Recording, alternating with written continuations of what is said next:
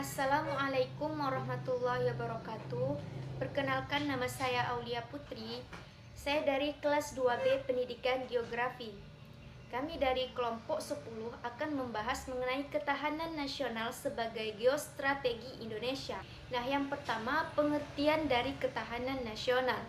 Pengertian dari ketahanan nasional itu sendiri merupakan kondisi dinamis bangsa Indonesia yang meliputi segenap aspek kehidupan nasional yang terintegrasi. Nah, ketahanan nasional ini berisi keuletan dan ketangguhan yang mengandung kemampuan untuk mengembangkan kekuatan nasional dalam menghadapi dan mengatasi segala tantangan, ancaman, hambatan, dan gangguan baik yang datang dari luar maupun dari dalam untuk menjamin identitas, integritas, kelangsungan hidup bangsa dan negara serta perjuangan mencapai tujuan nasionalnya. Selanjutnya ada 3 perspektif atau sudut pandang terhadap konsepsi ketahanan nasional. Yang pertama, ketahanan nasional itu sebagai kondisi. Nah, maksudnya perspektif ini melihat ketahanan nasional sebagai suatu penggambaran atas keadaan yang seharusnya dipenuhi. Yang kedua, ketahanan nasional ini sebagai sebuah pendekatan. Nah, maksudnya metode atau cara dalam menjalankan suatu kegiatan khususnya dalam pembangunan negara. Nah, dan yang ketiga, ketahanan nasional sebagai doktrin. Selanjutnya kita masuk ke perkembangan konsep ketahanan nasional di Indonesia. Nah, yang pertama, sejarah lahirnya ketahanan negara. Mengenai gagasan tentang ketahanan nasional bermula dari awal tahun 90-an. Pada kalangan militer Angkatan Darat di SSKAD yang sekarang bernama SESKOAD. Nah, masa itu sedang meluasnya pengaruh komunisme yang berasal dari Uni Soviet dan Cina dalam menguasai daerah-daerah Asia Tenggara. Termasuklah Indonesia yang ditandai dengan gerakan G30 SPKI. Nah, SSKAD ini mulai memikirkan suatu rencana dalam meningkatkan keamanan di Indonesia. Nah, pada tahun 1968, pemikiran yang ada di SSKAD tersebut dilanjutkan oleh Lemhanas atau Lembaga Pertahanan Nasional. Dalam pemikiran Lemhanas tahun 1968 telah ada kemajuan konseptual berupa ditemukannya unsur-unsur dari tata kehidupan nasional yang berupa ideologi, politik, ekonomi, sosial maupun militer. Nah, pada tahun 1969 lahirlah istilah ketahanan nasional yang menjadi pertanda ditinggalkannya konsep kekuatan. Nah, walaupun ketahanan nasional sendiri memakai konsep kekuatan. Selanjutnya yang kedua, ketahanan nasional dalam GBHN atau Garis Besar Haluan Negara.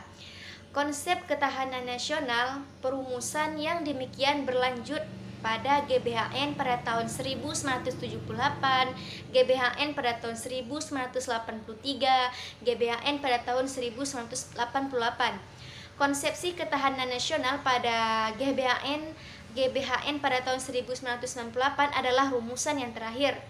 Nah, dari rumusan GBHN 1998 ini dapat disimpulkan bahwa ketahanan nasional mempunyai 3 makna. Nah, yang pertama, ketahanan nasional sebagai pendekatan. Nah, maksudnya konsepsi ketahanan nasional digunakan sebagai strategi atau cara dalam melaksanakan pembangunan.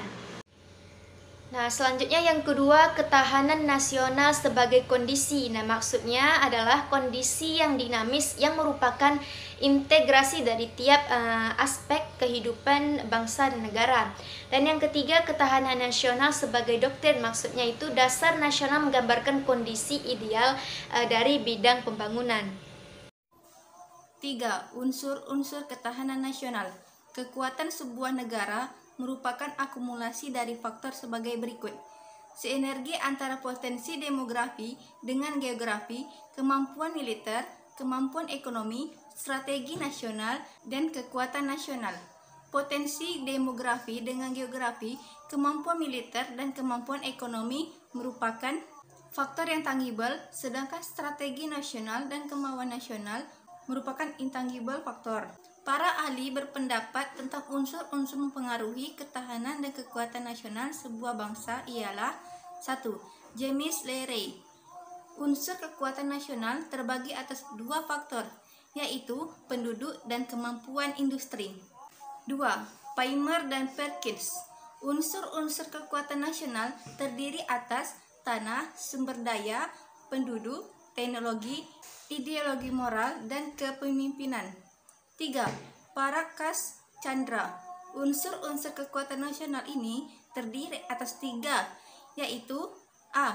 Alamiah terdiri geografi, sumber daya alam, dan penduduk.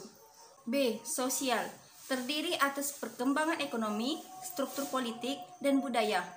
C. Lain-lain ini terdiri atas ide integrasi, diplomasi, dan kebijaksanaan. Dikemukakan adanya jumlah unsur dan faktor selanjutnya diistilahkan sebagai gatra. Gatra Ketahanan Nasional Indonesia disebut Astagatra atau 8 gatra.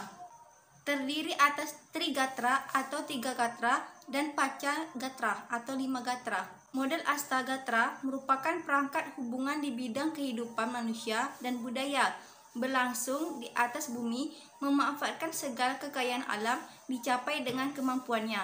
Pada masa sekarang, perlu dipertimbangkan adanya kemajuan teknologi, transportasi, informasi, dan komunikasi. Suatu wilayah pada awalnya sama sekali tidak mendukung kekuatan nasional karena penggunaan teknologi bisa menjadi unsur kekuatan diperlukan bagi kehidupan nasional.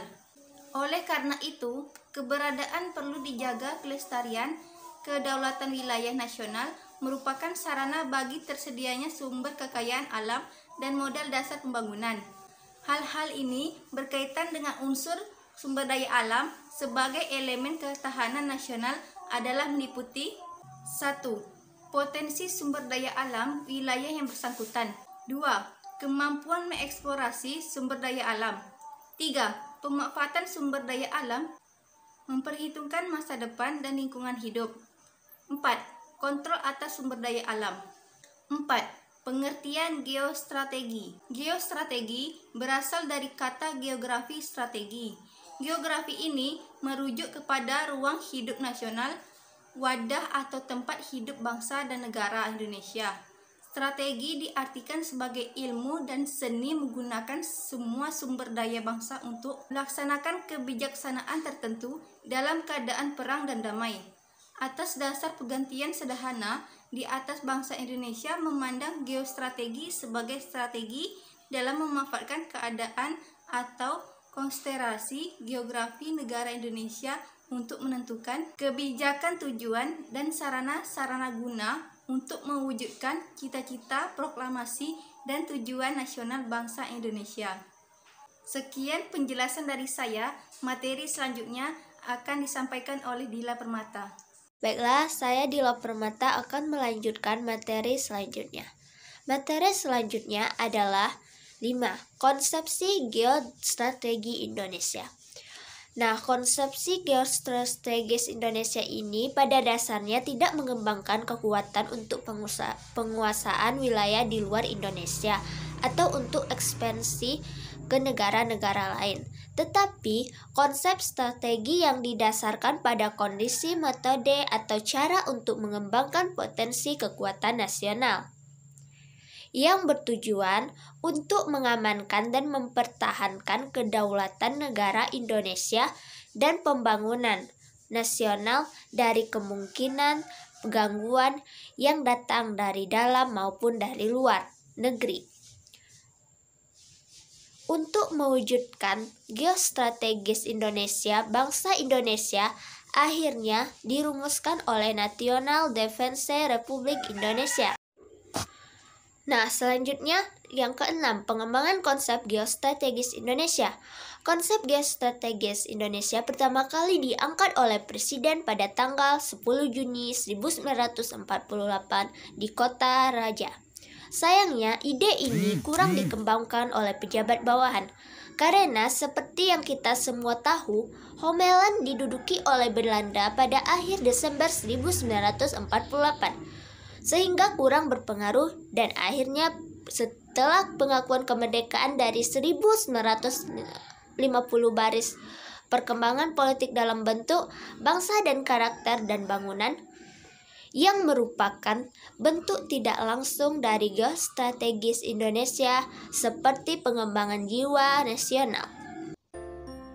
Baiklah, demikianlah presentasi dari kelompok kami.